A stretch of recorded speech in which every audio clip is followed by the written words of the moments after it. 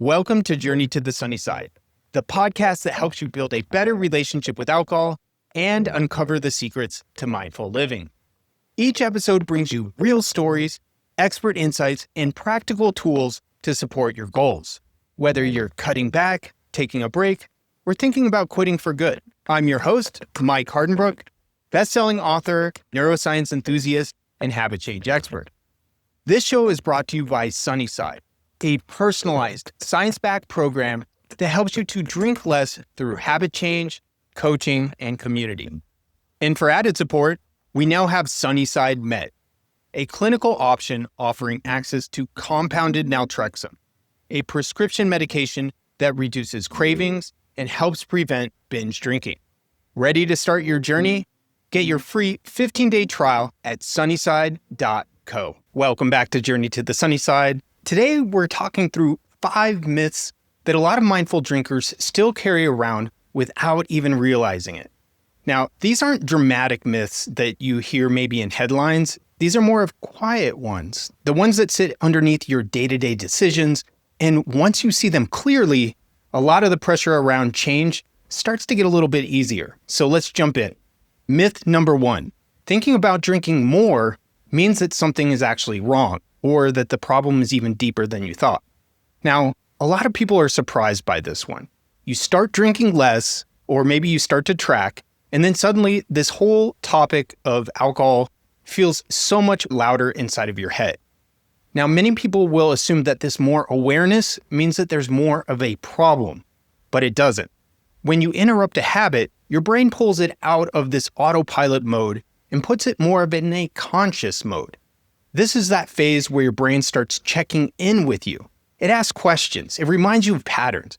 It tries to help you stay consistent. So it can feel noisy, but that noise is a sign of learning. It means that your brain is paying attention. And over time, once that new pattern becomes more familiar, that noise, it starts to fade and everything in your head starts to feel more normal, a little bit more quiet. So if you've been drinking less, but thinking about it more, that's more of your system waking up and trying to cooperate. Myth number 2, a strong craving means that you truly want a drink. Now, most cravings are not a desire, they're predictions. Your brain remembers that alcohol reliably changes your internal state, and this comes from your past with alcohol. Maybe it eased tension and stress, maybe it helped transition out of work mode. I talk about that a lot here for myself. Maybe it makes social situations feel a lot easier. When a similar moment shows up, your brain is going to pull up that old file, and it does this automatically. This is why cravings often hit even when you're feeling proud of your progress. A lot of people are really surprised in this moment, like, hey, I thought I was doing good, and now all of a sudden I have this craving. See, your brain doesn't update this prediction overnight. It keeps running these old scripts that we have until the new ones have enough repetition behind them. Now, when those strong cravings come up, it doesn't tell you anything deep about your actual intention. All it's doing is telling your brain that it hasn't finished rewiring yet. And that's all. Myth number 3, an off night means that you're not actually making real progress.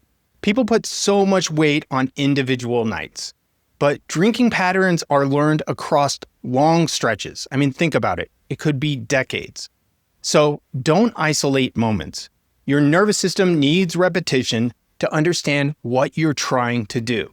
So an off night gives your brain more data. It helps you see what environments, what emotions, what energy levels make things harder. It also helps to refine your plan. Progress isn't going to remove the chances for these off nights. It's how you bounce back from them. It's how quickly you recalibrate. It's the shorter recovery time. It's the clear reflections afterwards. So if you've been improving across the month or multiple months, that matters far more than a single night where you maybe went off the tracks. Long-term change comes from overall patterns, not the occasional off night. Myth number 4, if I crave a drink, it must be the alcohol that I'm craving. Now, this one surprises a lot of people. When a craving shows up, it feels like the drink is actually the thing you want, But most of the time, the craving is pointing towards something underneath. People often crave a shift in state, a break in stimulation, a moment of ease, a way to close out the day, maybe a sense of reward, or possibly a little separation from your responsibilities. Alcohol just happens to be the fastest tool that the brain has paired with that shift. When you look closely, the craving rarely is about that actual liquid.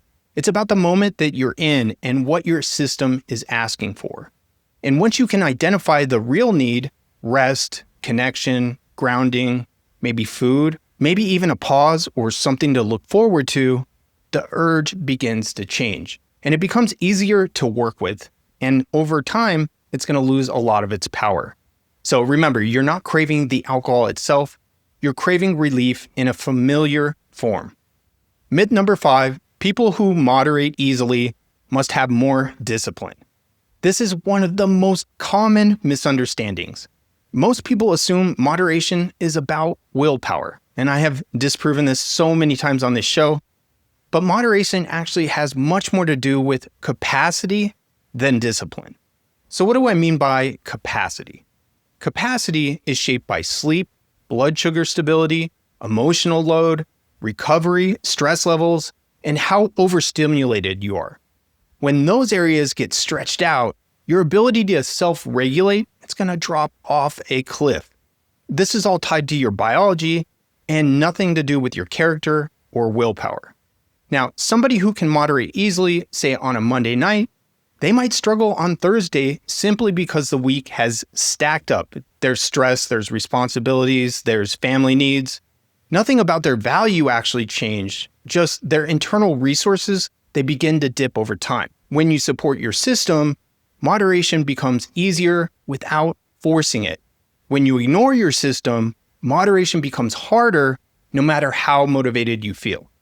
Now, understanding this removes a lot of the shame. It shifts the question from, why can't I control myself like Sally down the road, to what do I need to do more of today to feel steady, to feel more in control, and to make better decisions. So as I said in the opening, these 5 myths, they show up sometimes in quiet ways. It's not just blaring in your head. They can influence how you interpret cravings, how you judge your progress, how you talk to yourself after a night that didn't go the way maybe that you hoped. Once you recognize them, the whole journey becomes easier, becomes lighter. It becomes more of an actual journey instead of this challenge, instead of this judgment on yourself. You start working with your brain instead of fighting it. So as you move through this week, notice which of these myths might be pulling at you the most. Not to correct it, just to notice it, just to see it. And that alone creates more space for you to change with less pressure. All right, thanks for hanging out with me today. If you got anything from this episode, please rate and review wherever you're listening from. Just so you know, I read every single one of those. Thank you to all of you who have taken the time. And until next time, cheers to your mindful drinking journey. Journey to the Sunnyside is brought to you by Sunnyside, a personalized, science-backed program that's already helped over 500,000 people cut out more than 24 million drinks. No matter where you are on your journey to build healthier drinking habits, Sunnyside meets you where you are. And now with Sunnyside Med, you can access compounded naltrexone, a doctor-prescribed medication proven to reduce cravings and prevent binge drinking, giving you the peace of mind you need to make lasting change. If you could benefit from drinking a bit less, head on over to sunnyside.co for a free 15-day trial.